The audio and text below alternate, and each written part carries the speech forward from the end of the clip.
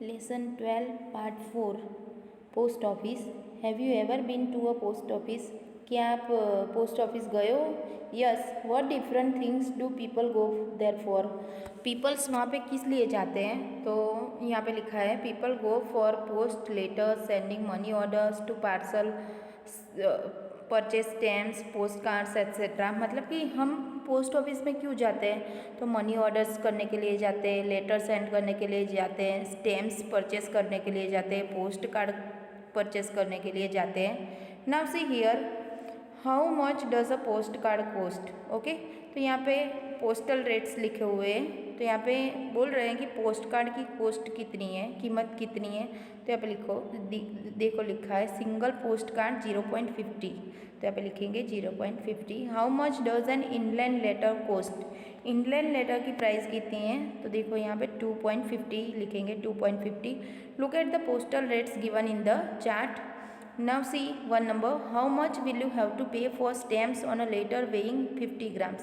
अगर 50 ग्राम्स का कोई लेटर है तो आपको उसके लिए कितना पे करना पड़ेगा? तो यहाँ पे देखते हैं। देखो यहाँ लिखा है 20 ग्राम्स और लेस, 20 ग्राम्स और उससे लेस है तो यहाँ पे उसकी कीमत है 5 रुपीज़। तो यहाँ पे लिखेंगे 20 ग्राम्स के लिए 5 रुपीज़। और फॉर एवरी एडिशनल 20 ग्राम्स, अगर हमें एडिशनल 20 ग्राम्स लेना है तो उसकी कीमत होगी 2 रुपीज़। तो यहाँ पे हम लिख देंगे 20 ग्राम्स एडिशनल 20 ग्राम्स 2 रुपीज़। फिर लिख देंगे 20 ग्राम्स 2 रुपीज़। यहाँ पे 10 ग्राम्स नहीं आएगा क्योंकि यहाँ पे 20 ग्राम्स की बात की है। यहाँ पे 50 ग्राम्स लिखा हुआ है पर हमें यहाँ पे 20 काउंट करना है तो हमें यहाँ पे 20 ग्राम्स लिखेंगे जिसकी कीमत होगी 2 रुपीज़। तो यहाँ पे 20 + 20 + 20 हो जाएगा। तो आंसर इज़, उसके रुपीज़ हो जाएंगे 5 + 2 + 2। आंसर इज़ 9 रुपीज़, जिसकी कीमत होगी 9 rupees. Okay. Akash wants to send a parcel on the maths magic books to his friend Rani in Chennai. The book weighs 200 gram. See the chart to find cost of posting the book. Okay, Akash को अपनी friend को parcel देना है maths magic book का जो चेन्नई में है।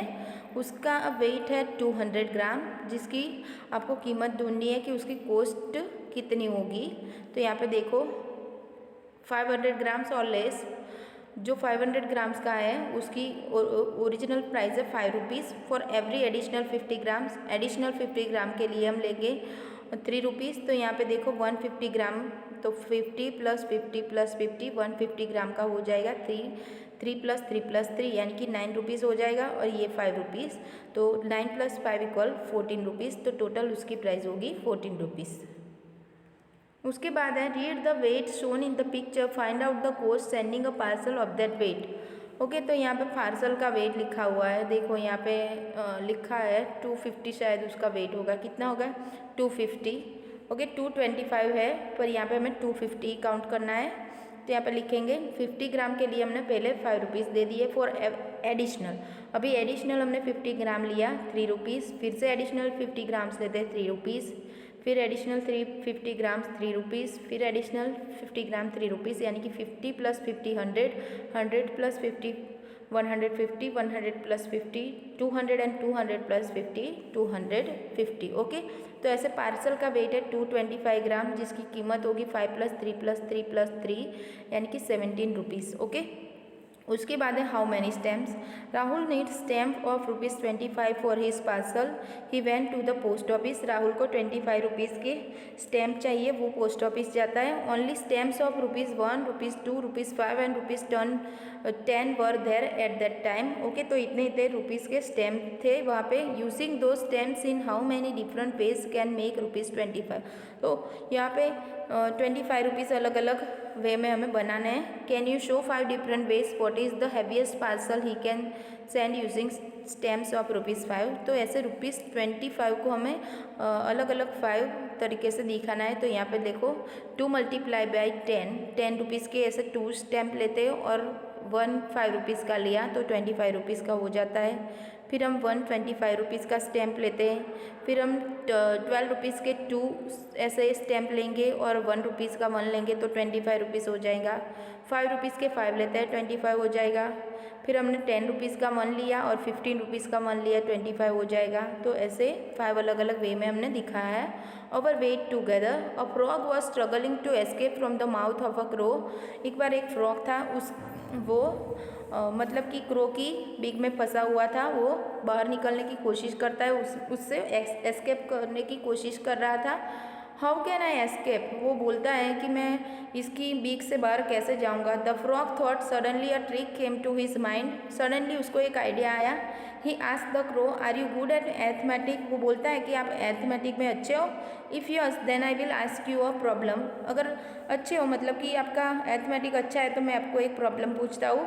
Your weight is 650 gram and I am only 145 ग्राम, तुम्हारा वेट 650 ग्राम है और मेरा 145 ग्राम है। How much do we weight together, तो टोटल मिला के हमारा वेट कितना होगा। The crow was good at mathematics so he happily open his beak to answer, जो क्रो था उसको वो अच्छा था मैथमेटिक्स में, तो उसने अपनी बीक खोल दी।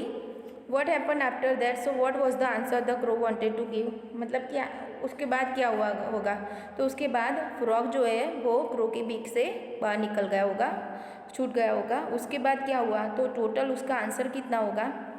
Crow gave the answer our weight together is 795 gram. Okay, तो उनका टोटल वेट होगा 650, जो कि क्रो का वेट है, और फ्रॉग का वेट है 145 ग्राम, जो कि टोटल मिला के उनका वेट होगा 795 ग्राम।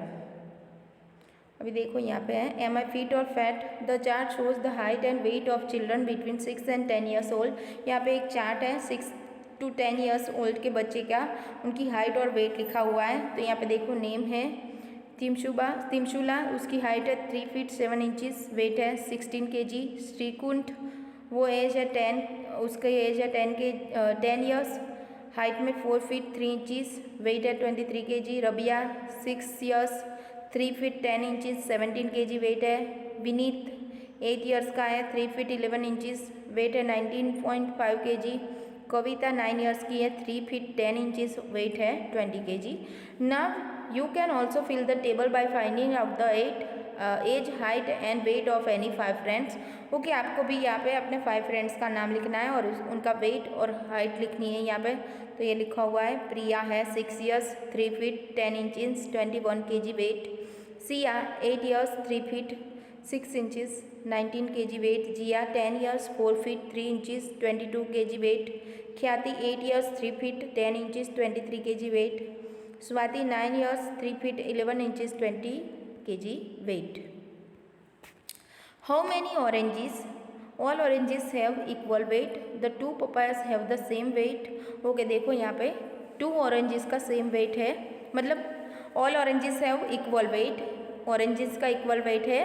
2 papayas have the same weight, 2 papayas का भी सेम वेट है। The weight in the first and second balance are equal, how many oranges balance the weight in the third. Okay, देखो यहाँ पे 1 मैंगो प्लस 1 ऑरेंज है, 1 mango और 1 orange, 1 orange तो यहाँ पे 1 ऑरेंज हो जाता है और 1 मैंगो इक्वल 2 ऑरेंजेस हो जाएगा। तो यहाँ पे लिखा है 1 मैंगो इक्वल 2 ऑरेंजेस। सेकेंड में है 1 पपैया 2 पपैया। ओके, तो 2 papaya equal 2 orange, 2 papaya equal 2 orange and 1 mango, तो ये इक्वल हो जाएगा।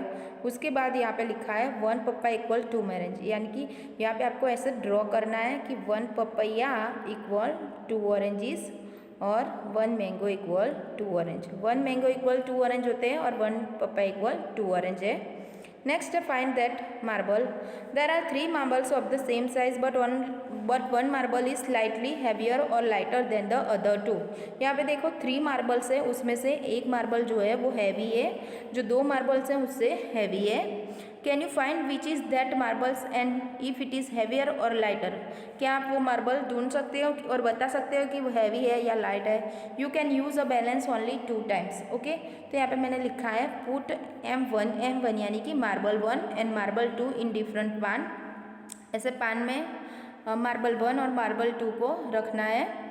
If they are equal then marble 3 is heavier, अगर मार्बल 1 और 2 यहाँ पे रख दिए हैं और ये इक्वल है और यहाँ पे मार्बल 3 रखा है, इसके मार्बल 3 के इक्वल ये मार्बल 1 और 2 है, तो मार्बल 3 इज़ हैवियर।